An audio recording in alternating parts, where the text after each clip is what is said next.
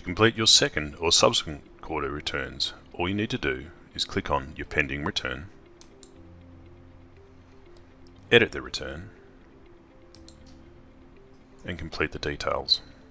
You'll notice workers from previous returns have been saved and are automatically populated for you. All you'll need to do in most cases is fill in the hours and the period pay.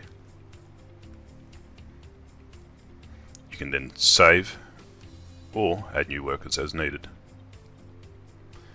In this screen, if there is any discrepancies from previous returns, you'll be notified.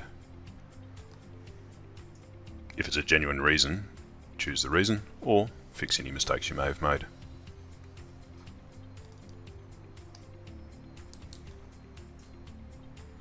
Then you can commit the return as you would normally do.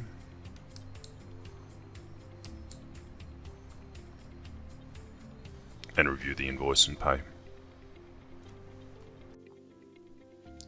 For any questions, our customer service and education team is here to help and can be contacted by phone or email.